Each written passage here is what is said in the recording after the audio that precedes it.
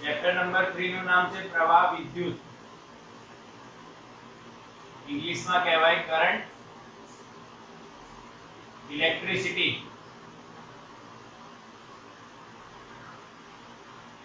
Okay, આ chapter આપણે start કરીએ છીએ. ચેપ્ટર કેમ ભણવાનું? સૌથી પહેલા આપણે કોઈ બી વસ્તુ શીખીએ છીએ, આપણને ખબર છે સ્ટાર્ટ કરું ત્યારે હું તમને બે વસ્તુ ભણાવું, વાય અને હાઉ. આ ચેપ્ટર કેમ આવ્યું? અત્યાર સુધી આપણે જે ચેપ્ટર્સ જોયા હતા બે, ચેપ્ટર 1 એન્ડ 2, એનું ઇંગ્લિશમાં નામ છે ઇલેક્ટ્રોસ્ટેટિક. બરાબર, કમ્બાઈન એટલે કે સ્થિત વિદ્યુત શાસ્ત્ર. આ જે ચેપ્ટર્સ છે એમાં વિદ્યુત ભાર સ્થિર હતો, અને સ્થિર વિદ્યુત ભાર કઈ કઈ વસ્તુ ઉત્પન્ન કરે છે. તો એમાં એક કોમન વસ્તુ આપણે જોયું હતું, વિદ્યુત ક્ષેત્ર. વિદ્યુત ક્ષેત્ર એનો આપણે સ્ટડી કર્યા હતા, ઇલેક્ટ્રોસ્ટેટિક. તો ચેપ્ટર નંબર 3 જે છે જેને આપણે કહીએ છીએ પ્રવાહ વિદ્યુત, આમાં વિદ્યુત ભાર જે છે એ ગતિમાન હોય છે. વિદ્યુત ભાર ગતિમાન કઈ રીતના થાય? પ્રશ્ન એ થાય, વિદ્યુત ભારને ગતિ કઈ રીતના કરવામાં આવે? તો એની ગતિ કરવામાં આવે વિદ્યુત સ્થિતિમાનના તફાવત દ્વારા, વોલ્ટેજ આપીને, બેટરી લગાવીને. તમને એક સિમ્પલ વાત કહું, એક તાર હોય, તાર એમાં મુક્ત ઇલેક્ટ્રોન હોય જ. એ મુક્ત ઇલેક્ટ્રોન ગતિ ના કરે કોઈ દિવસ, પરંતુ જ્યારે તમે એને વિદ્યુત સ્થિતિમાનનો તફાવત આવે, તો એ વિદ્યુત સ્થિતિમાનનો તફાવત જ એને ગતિ કરાવે. આ દુનિયાનો એક લોજિક છે. શું લોજિક છે? કે જ્યાં સ્થિતિમાનનો તફાવત હોય ત્યાં ગતિ થાય ને થાય જ. ફોર એક્ઝામ્પલ, ઢાળ હોય, ઢાળ, અને ઉપર પાણી હોય, તો પાણી ઉપરથી ક્યાં આવે? નીચે. કે ભાઈ ઢાળની ઊંચાઈ પર સ્થિતિમાન વધારે છે અને નીચાઈ પર સ્થિતિમાન ઓછું છે. એટલે સ્થિતિમાનનો તફાવત આવે ત્યારે કોઈ બી વસ્તુ, આ દુનિયાનો નિયમ છે, એ ગતિમાં આવે. એટલે વિદ્યુત ભારને વિદ્યુત સ્થિતિમાનનો તફાવત મળે એટલે ગતિમાનમાં એ ગતિ કરે. અને ગતિ કરે એ બે પ્રકારની ગતિ કરી શકે. એક અચળ વેગી, એનો વેગ અચળ હોય. બીજું આવે અચળ વેગ ન હોય એટલે પ્રવેગી ગતિ કરે. આની બાજુ તમારે નીલ અને જી માટે ઇમ્પોર્ટન્ટ કે અચળ વેગી ગતિ થાય તો શું ને પ્રવેગી ગતિ થાય તો શું. અચળ વેગી ગતિ હોય તો એ વિદ્યુત ક્ષેત્ર ઉત્પન્ન કરે, અને પ્રવેગી ગતિ કરતો હોય તો એ વિદ્યુત ક્ષેત્ર સાથે સાથે ચુંબકીય ક્ષેત્ર પણ ઉત્પન્ન કરશે, જે ચોથા ચેપ્ટરમાં આપણે જોઈશું. એટલે ગતિમાન વિદ્યુત ભાર બંને વસ્તુ ઉત્પન્ન કરી શકે છે. કઈ કઈ? વિદ્યુત ક્ષેત્ર અને ચુંબકીય ક્ષેત્ર. એ આપણે ચોથા ચેપ્ટરમાં જોઈશું. એટલે આ ચેપ્ટરમાં આપણે ગતિમાન વિદ્યુત ભારની વાત કરીશું અને વિદ્યુત પ્રવાહ શું છે એ જોઈશું. પછી અવરોધ જોઈશું. અવરોધ શું છે? અવરોધ કઈ કઈ વસ્તુ પર ડિપેન્ડ કરે એનો નીટ જી માં ઇક્વેશન હોય છે, ઘણીવાર પૂછાય છે. કઈ વસ્તુ પર ડિપેન્ડ કરે, કઈ રીતના કરે એનું આ. પછી વાહકતા, અવરોધકતા, કલર કોડિંગ, ઘણું બધું. એમ લાંબો ચેપ્ટર છે. તમે કાં તો આને ગોખી લો કાં આને સમજી લો, અને સમજો તો ચેપ્ટર એકદમ મસ્ત છે. ગોખો તો ચેપ્ટર ક્યાં કેટલા સૂત્રો છે એ ખબર પડે નહીં. અંતમાં આપણે મીટર બ્રિજ, વિસ્ટન બ્રિજ, આવા બધા બ્રિજ જોઈશું જે અવરોધનું માપન કરે છે. કઈ રીતે ના કરશે એ બી સમજીશું. ઓકે, ચેપ્ટર 2 માં સારો ચેપ્ટર છે કિર્ચોફના નિયમો. એ બહુ જ ઇમ્પોર્ટન્ટ રહેશે. એટલે આખું ચેપ્ટર તમને આટલું લાંબુ અને મોટું ચેપ્ટર કેમ આપ્યું છે? કે 10મામાં તમે આ ભણી ગયા છો, એટલે 10માનું બેઝિક છે થોડુંક, એટલે તમને આવડે. તો ચલો સ્ટાર્ટ કરીએ ચેપ્ટરને. આ સમજણ થઈ ગઈ. અને બીજી એક વાત કે એક એમસીક્યુ ની શક્યતા સાથે આવે છે. નીટમાં કે જીમાં એક એમસીક્યુ ની શક્યતા ગણી લેવાની. તો પહેલો જે પોઈન્ટ છે આપણે સ્ટાર્ટ કરીએ. એટલે ભાઈ વિદ્યુત પ્રવાહ એવું નામ આવે. થોડી બેઝિક વાત કરીએ વિદ્યુત પ્રવાહ શું છે, કોને વિદ્યુત પ્રવાહ તરીકે વ્યાખ્યાયિત કર્યું. તો એની અંદર પછી ડ્રિફ્ટ વેગ પણ આવે, પણ એ ડ્રિફ્ટ વેગ આપણે એનસીઈઆરટી માં થોડું દૂર છે, બાકી આની સાથે જ ભણવું જોઈએ, પરંતુ આપણે એનસીઈઆરટી ફોલો કરીશું. હવે સમજીએ કે વિદ્યુત પ્રવાહ કોને કહેવાય. આ એક વાહક તાર લઈ લે આપણે.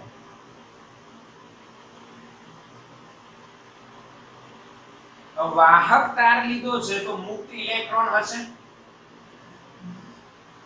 અને મુક્ત ઇલેક્ટ્રોન છે તો એ તાપમાનના કારણે ગતિ કરશે, પરંતુ અસ્ત વ્યસ્ત ગતિ કરે. હવે અસ્ત વ્યસ્ત ગતિ કરે તો એનાથી નિર્માણ થતો પ્રવાહ શૂન્યથી. અસ્ત વ્યસ્ત ગતિ થાય તો નિર્માણ પામતો પ્રવાહ વિદ્યુત પ્રવાહ કેટલું થાય? શૂન્ય થાય. તો અસ્ત વ્યસ્ત ગતિ ન કરે અને એક જ દિશામાં ગતિ કરે તો એના માટે આપણે આની બે છેડા પર વિદ્યુત સ્થિતિમાનનો તફાવત આપ્યો. અહીંયા પ્લસ અને અહીંયા માઈનસ. આ પ્લસ અને માઈનસ ની હેઠળ પ્લસ આ બાજુ છે એટલે બધા ઇલેક્ટ્રોન, જેટલા બી ઇલેક્ટ્રોન હશે એ બધા પ્લસ તરફ આકર્ષાઈ જશે. કેમ કે તમને ખબર છે પ્લસ માઈનસ આકર્ષણ, સજાતીય હોય તો અપાકર્ષણ, વિજાતીય હોય તો આકર્ષણ, એટલે બધા ઇલેક્ટ્રોન આમ ખેંચાશે. હવે જો ઇલેક્ટ્રોન આમ જાય તો ધન વીજભાર જો ધારીએ જે વાસ્તવમાં ગતિ કરતો નથી, તો જે ધન વીજભાર ધારીએ કે ઋણ આમ જાય એનો મતલબ ધન આ બાજુ ગયો એવું ધારવામાં આવે છે. આ ખાસ નોંધ લેજો, આગળ છેલ્લે ચેપ્ટર આવશે એમાં હું તમને બતાવીશ. 14મું ચેપ્ટર છે. આપણે આ તો સમજી ગયા. પછી વિદ્યુત સ્થિતિમાનનો તફાવત V આપ્યો એટલે હવે પ્રવાહ મળે છે. હવે અસ્તવ્યસ્ત નહીં, હવે એમને દિશા મળી ગઈ. પાણીને તમે સમતલ સપાટી પર નાખો તે અસ્તવ્યસ્ત થાય, પરંતુ એક ઢાળ આપો તેની એક નિશ્ચિત ગતિ થાય. એટલે હવે તમે એને વિદ્યુત સ્થિતિમાનની તફાવત આપીને એક દિશા આપી દીધી વિદ્યુત ક્ષેત્રની. એટલે આમાંથી અહીંયા આપણે એક આડછેદ વિચારીએ. ધ્યાન આપજો, ક્ષેત્રફળ વિચાર. તો આ ક્ષેત્રફળમાંથી કેટલો વિદ્યુત ભાર એકમ સમયમાં પસાર થાય છે. માની લો q વિદ્યુત ભાર પસાર થાય છે. q વિદ્યુત ભાર એ t સમયમાં પસાર થાય છે. તો પ્રવાહની વ્યાખ્યા ધ્યાન આપજો. આ દુનિયાનો નિયમ બતાવું છું. આ ચેપ્ટર સ્ટાર્ટ થશે એટલે તમે મારા મોઢાથી વારંવાર એવું સાંભળશો કે દુનિયાનો નિયમ. તો તમને એવું લાગશે સાહેબ દુનિયા કેમ ભણાવે છે? ભાઈ દુનિયાનો લોજિક આ પ્રવાહ નામનો તમે શબ્દ સાંભળેલો છે. ભાઈ પાણીનો પ્રવાહ, તમારી નસોમાં બ્લડનો પ્રવાહ, બ્લડ પ્રેશર ઓછું વધતા થાય એટલે પ્રવાહ એટલે શું? તો પ્રવાહ કઈ રીતના વ્યાખ્યાયિત કરવામાં આવે કે નીચે સમયમાં અને કોઈ બી વસ્તુનો જથ્થો એકમ સમયમાં કેટલો પસાર થતો હોય છે એને પ્રવાહ કહેવાય. પછી તમે પાણીનો પ્રવાહ માનો કે વિદ્યુતનો પ્રવાહ. હવે જો વિદ્યુત પ્રવાહ તમે માનશો બેટા તો અહીંયા વિદ્યુત ભાર લખવાનું. એ જ રીતના તમે ચેપ્ટર નંબર 10 સેમ નંબર 2 એમાં તમે ભણ્યા છો. એમાં તમે શું ભણ્યા છો? કદ ફ્લક્સ સાતત્ય સમીકરણ. એકમ સમયમાં પસાર થતું કદ એને કદ ફ્લક્સ કહેવાય. એટલે આવી રીતના આ એક વાત છે કે પ્રવાહ એટલે શું? એકમ સમયમાં પ્રવાહની દિશાને લંબ, વિદ્યુત પ્રવાહની ગતિની અથવા વિદ્યુત ભારની ગતિની દિશાને લંબ એવા આડછેદમાંથી એકમ સમયમાં પસાર થતા વિદ્યુત ભારને વિદ્યુત પ્રવાહ કહેવાય. બરાબર? એટલે સિમ્પલ 10નો લોજિક લગાવો તો I બરાબર q/t થઈ જાય. આ તમને 10માનું લોજિક સમજાયું કે પ્રવાહ કોને કહેવાય. મારા પ્રમાણે આટલું મને આવડ્યું તો મેં તમને આટલું શીખવાડ્યું અને આ બેઝિક રૂલ છે. I બરાબર Q બાય. અચ્છા, હવે આનો એકમ જોઈ લઈએ. તો પ્રવાહની વ્યાખ્યા એકવાર રિપીટ કરી દઉં છું તમારા માટે. વિદ્યુત ભારની ગતિની દિશાને લંબ એવા આડછેદમાંથી એકમ સમયમાં પસાર થતા વિદ્યુત ભારના જથ્થાને વિદ્યુત પ્રવાહ કહે છે. એ જ રીતે તમે સાતત્ય સમીકરણમાં એક વસ્તુ જોઈ હોય કે જેમ ક્ષેત્રફળ ઘટાડો તેમ વેગ વધી જાય, પ્રવાહનો વેગ વધે, કેમ કે ઓછા આડછેદમાંથી વધારે પાણી નીકળે. એટલે એમાં બી સેમ ડેફિનેશન. ઓકે, ચલો ઠીક, હવે ડિસ્કસ નહીં કરતા. આનું એકમ કેટલું? તો વિદ્યુત ભારનો કુલમ અને સેકન્ડ થશે સમય, એટલે કુલમ પર સેકન્ડ. અથવા એમ્પિયર નામના વૈજ્ઞાનિકની યાદમાં એમ્પિયર અથવા કેપિટલ A એને લખાય છે. જો તમારે નામ લખવું હોય એમ્પિયરનું સાયન્ટિસ્ટનું તો સ્મોલમાં અને સંજ્ઞા લખવી હોય તો કેપિટલ. આ એનું. હવે તમને એક બીજી મોટી વાત કહી દઉં કે વિદ્યુત પ્રવાહ જે છે એ મૂળભૂત ભૌતિક રાશિ તરીકે સ્વીકારવામાં આવેલું છે. એટલે એનું પારિમાણિક સૂત્ર થઈ જાય. પારિમાણિક સૂત્ર એનું થઈ જાય m0 s0 t0 એવું લખવાની જરૂર નથી, ડાયરેક્ટ તમે લખી શકો a1. ઘણીવાર નીટ જી માં તમને એમ કહે કે કુલમ્બને તમે વિદ્યુતભારને મૂળભૂત રાશિ ગણો તો તમારે બીજો mlt થાય q1 t - કુલમ્બનો q1 t - 1. એ લોકો કદાચ આપણને કહે પણ આ વાસ્તવિકતા નથી, આ ધારણા છે, વાસ્તવિકતા નથી. ક્લિયર? આ ધારણા છે. તો સ્ક્રીનશોટ લઈ લો, તમે સ્ક્રીનશોટ લઈ લો બેટા.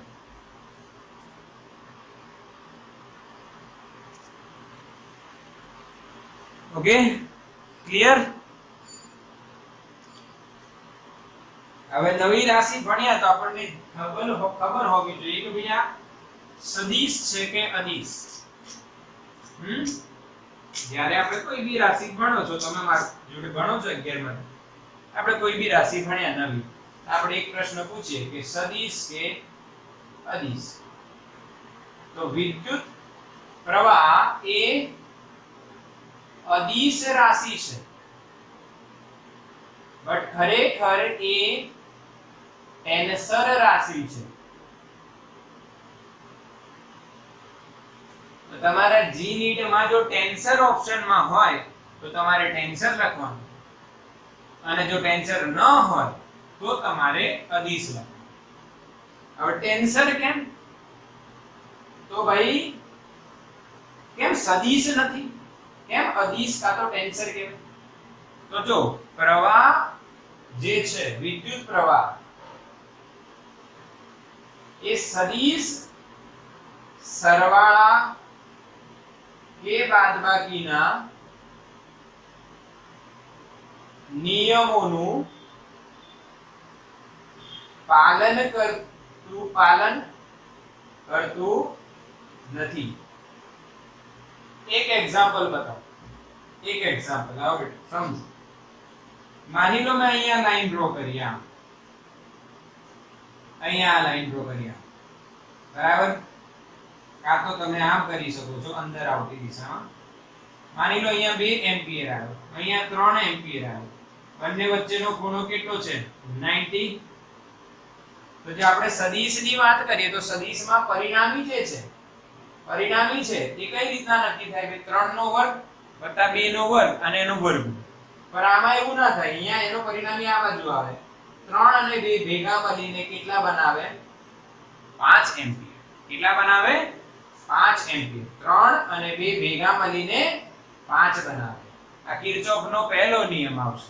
3 અને 2 જંક્શનનો નિયમ એ પછીની વાત છે. અત્યારે સમજો એ 3 આવ્યું, અહીંયા 2 આવ્યું અને ભેગા થઈને 5 થયું. આ સિમ્પલ તમે કઈ રીતના વિચારી શકો કે ભાઈ જો તમે ત્રિવેણી સંગમ સાંભળ્યો હશે ને, ક્યાંક 3 નદીઓ ભેગી થાય, 2 નદીઓ ભેગી થાય તો પછી અહીંયાથી જેટલું પાણી આવે એથી જેટલું થાય, બંને ભેગા થઈને આગળ જાય. એ રીતના અહીંયાથી 2 આવ્યો, અહીંયાથી 3 આવ્યો તો ભેગા થઈને, એટલે આને કઈ રાશિ કહેવાય? ટેન્સર. પણ હા દિશા બદલાય તો અસર બદલાય છે પાછું હો, એટલે આને ટેન્શન અદિશ ન કહેવાય. એનું કારણ તમને અહીંયા કહું, જોજો મજા આવશે. સેમ આકૃતિ હું ડ્રો કરું છું, સેમ ટુ સેમ. અહીંયા મેં 3 એમ્પિયર લખ્યું, સેમ આકૃતિ સેમ વેલ્યુ, અહીંયા 2 એમ્પિયર લખ્યું. અને જો મેં દિશા આની આમ કરી દીધી, અહીંયા જે જવાબ છે એ આવશે 1 એમ્પિયર. કેમનું? 3 આવ્યું, 2 અહીંયા ગયું તો 1 અહીંયા ગયું હશે. એટલે ધ્યાન રાખજો કે દિશા બદલાય તો અસર બદલાઈ જાય. એટલે આવી રાશિઓને ટેન્સર કહેવાય, જેમાં દિશા એ સદિશના નિયમોનું પાલન ન કરે, પરંતુ જો દિશા બદલાય તો અસર બદલાઈ જાય છે. એક બીજો એક્ઝામ્પલ આપો. આપણે જ્યારે તમે હમણાં વિડિયો જોઈ રહ્યા છો તો મોબાઈલ યુઝ કરો છો ત્યારે બેટરી ડિસ્ચાર્જ થાય, એટલે બેટરીમાંથી મોબાઈલને પ્રવાહ મળે છે. અને જ્યારે તમે ચાર્જિંગ કરો છો ત્યારે વિદ્યુત પ્રવાહ કઈ કોની અંદર જાય? બેટરીની અંદર. એટલે બેટરીની અંદર પ્રવાહ જાય તો ચાર્જ થાય, બેટરીની બહાર જાય તો ડિસ્ચાર્જ થાય, એટલે અસર બદલાઈ જાય. તો આનો સ્ક્રીનશોટ લઈ લો.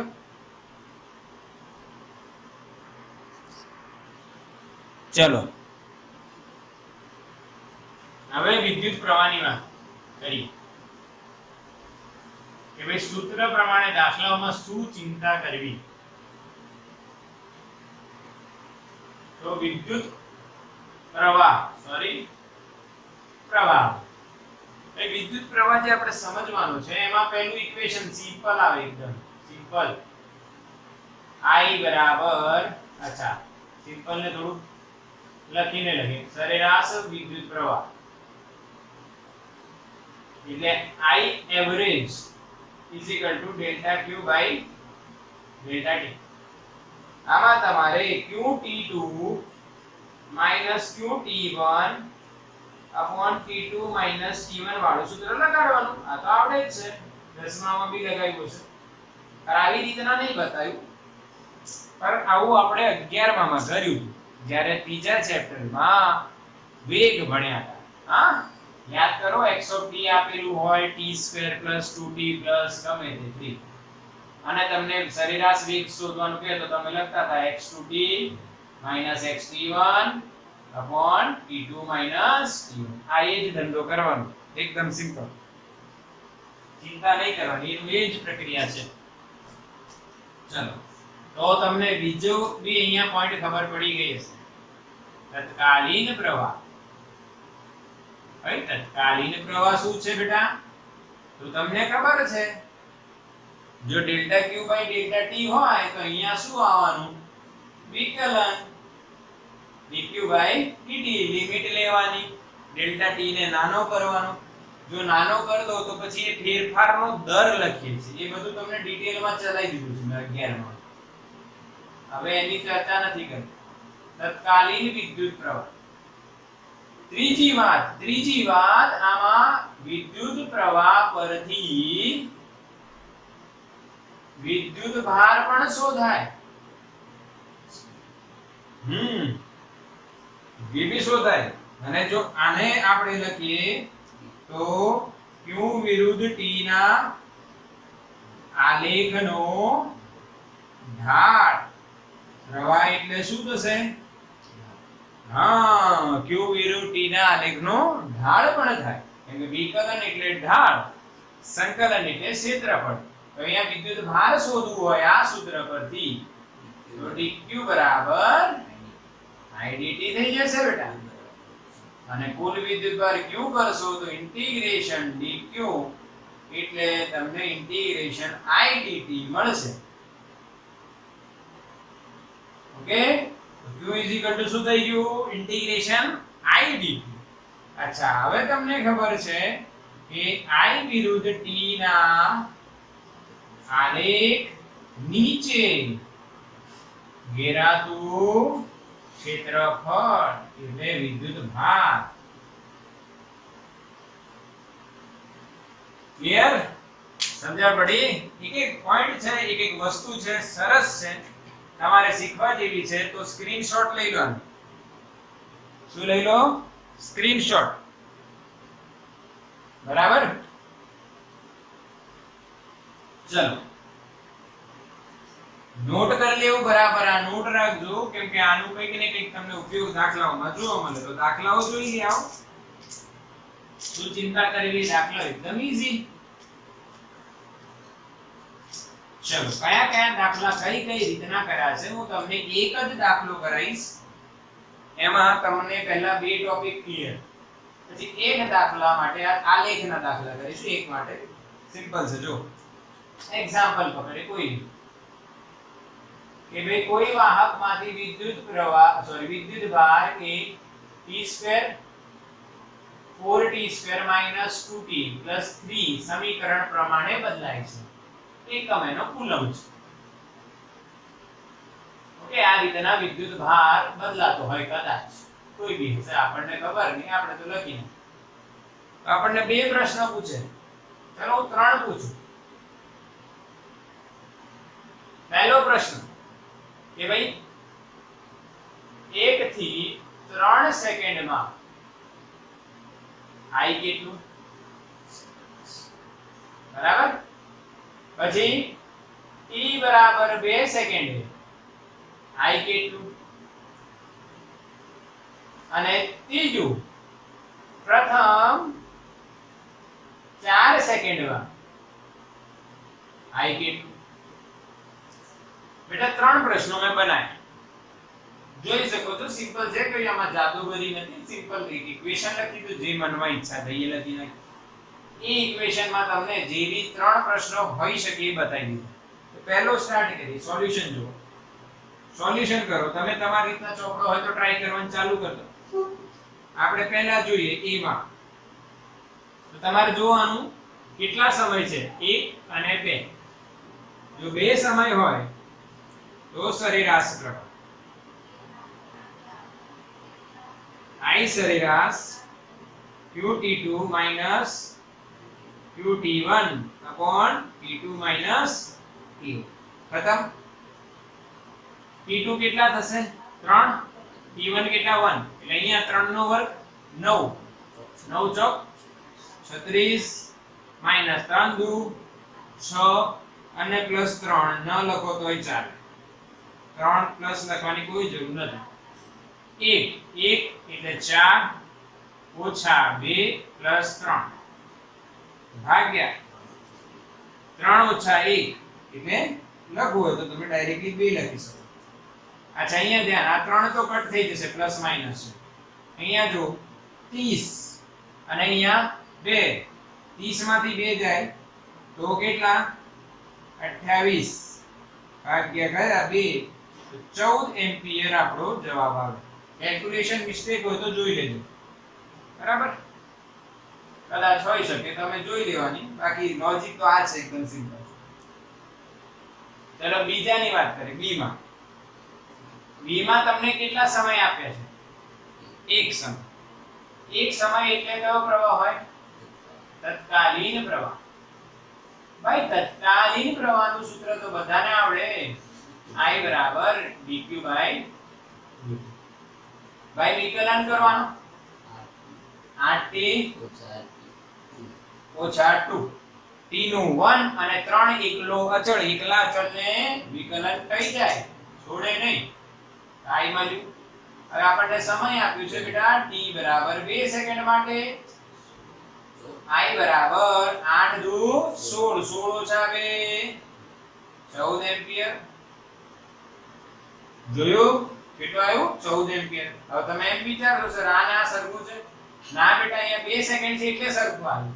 માની લે અહીંયા 3 સેકન્ડ હોય તો કેટલું થાય, 8 તરી 24, 24 ઓછા 2 22 થઈ ગયું. બદલાઈ જાય છે એટલે અહીંયા મેં 3 સેકન્ડ કરી હોય તો એટલે દરેક સેકન્ડે બદલાશે કેમ કે આ તત્કાલીન છે. ઓકે, ચલો ત્રીજો કેસ સી માં જોવો. એટલે કે સી માં ને નથી જોવાની, સી નંબરના ક્વેશ્ચન ને જો. સી નંબરનો ક્વેશ્ચન શું છે, પ્રથમ 4 સેકન્ડ. હવે બેટા જ્યારે તમને આવું કે ત્યારે તમારે વિચારવાનું પ્રથમ 4 એટલે 0 થી 4 થઈ. કેટલા સમય આપેલા છે, 2. એટલે છુપાયેલો સમય છે. ખાસ નોંધ કરજો. આ આ સ્ટાર કરી દઉં છું. છુપાયેલો સમય આપેલો છે, છુપાયેલો એટલે 0 થી 4 સેકન્ડ. એટલે તમે કયું સૂત્ર લગાવશો? Delta Q by delta T. આવડી જાય ને? Q at 4 minus Q at 0 upon 4 minus 0. પહેલું જ વાળું છે. 4 ઉગો 4 ચોક 16, 16 ચોક 64 માઈનસ 4 દુ 8 પ્લસ 3 ન લખો તો ચાલે. હું વારંવાર બોલું છું કેમ કે તફાવત હોય તો અચળ 0 થઈ જાય અને બચે ખાલી 3 છેદમાં 4. તો ભાઈ 64 માંથી 8 જાય કેટલા રહે? ઓકે દેખાય છે? હા 64 માંથી 8 જાય તો 76 રહે. 76 બસ 76 બાકી. સોરી હા 56 56 રે 56. જવાબ કેટલો આવશે? 14 નો ઘડી બોલો. કઈ ઘડી વડે ચાલે છે? હે 14 આવશે ને? ભૈયા મારું જાદુગરી છે. મેં બધા અલગ અલગ રીતના પર દાખલાના જવાબ એક જ. અહીંયા જો હું 2 સેકન્ડ કરી દઉં તો મારો જવાબ બધામાં જો સેમ આવે. એટલે આને કહેવાય મેથ્સ નો જાદુ, બીજું કશું નથી. એવી વેલ્યુ સિલેક્ટ કરેલી છે આ 4 2 3 વચ્ચે માઈનસ હોય અને t 3 1 થી 3 2 અને 4 આવું હોય તો જવાબ બધામાં 14 જ રિપીટ થાય. ક્લિયર? સમજ્યા? સ્ક્રીનશોટ લો. 2 દાખલા બાકી. સ્ટાર્ટ કરીએ આગળ. 2 દાખલા તમને હજુ કરાવી દઉં.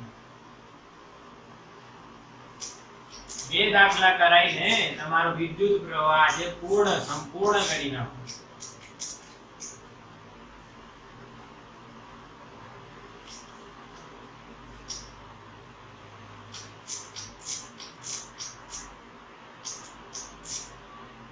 ચાલો હવે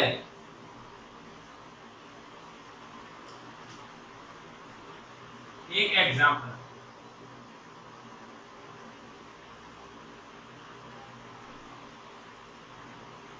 સિમ્પલ कर दो. સિમ્પલ. Q વિરુદ્ધ T નો આલેખ છે. અહીંયા 0 છે, અહીંયા 5 છે, અહીંયા 20 કુલમ્બ છે, અહીંયા 5 સેકન્ડ છે. बताओ. हाँ प्रथम 5 સેકન્ડમાં I તો અહીંયા ઢાળ શોધાશે. શું શોધાશે? ઢાળ. એટલે ઢાળ શોધશો એટલે delta Q by delta T થશે બેટા. સરેરાશ આવશે. હવે ક્યુ ની અંતિમ વેલ્યુ જો 20 છે એને Q2 તમે કહો. ક્યુ ની પ્રારંભિક વેલ્યુ 0 છે. Q2 - Q1 એટલે આ ડેલ્ટા Q તમને 20 મળશે. આ T2 ને આ T1 એટલે આ ડેલ્ટા T 5 મળશે. એટલે 20 ભાગ્યા 5 એટલે તમને જવાબ 4 એમ્પિયર મળશે. આવ્યું સમજમાં? એટલે આ એક દાખલો કહી શકાય એમ કે આ રીતનું બી તમને પૂછાઈ શકે. બટ આ જ દાખલો સેમ દાખલો આપણે આવી રીતના પૂછી લઈએ. અહીંયા I આપ્યો હોય ને T આપ્યો. સેમ કશું જ ચેન્જ નથી કર્યું. બધું સેમ. અહીંયા 20 એમ્પિયર થઈ જશે. અહીંયા 5 સેકન્ડ જ છે. પર હવે તમને પ્રથમ 5 સેકન્ડમાં ક્યુ પૂછે. તો તમને ખબર છે ક્યુ એટલે ઇન્ટિગ્રેશન I dt અને ઇન્ટિગ્રેશન એટલે આલેખ નીચે ઘેરાતું ક્ષેત્રફળ. તો અહીંયા તમને દેખાય ક્ષેત્રફળ કયું થાય? ત્રિકોણાકાર. એટલે ક્યુ બરાબર લખાશે 1/2 પાયો. ભાઈ પાયો કેટલાનો? યસ 5. વેધ કેટલાનો? 20. એટલે 5 ગુણ્યા 20 એટલે આ થઈ ગયા 10 × 50 કુલમ્બ. એટલે આ રીતે ના પૂછાઈ શકે. ક્લિયર છે ને? હજુ આમાં ડિફિકલ્ટી લેવલ વધારે બી હોઈ શકે. એવડી ચિંતા નહીં કરવાની. સંકલન કરવાનું બી પૂછાય. એક દાખલો એ બી જોઈ લે. ચલો હવે યાદ આવ્યું છે. આ તો ક્લિયર થઈ ગયું ને બંને? એક દાખલો આ પણ જો. એ બેટા તમને એમ કીધું હોય કે વિદ્યુત પ્રવાહ બદલાય છે. I બરાબર t+2 તો 0 થી 2 સેકન્ડમાં q શોધો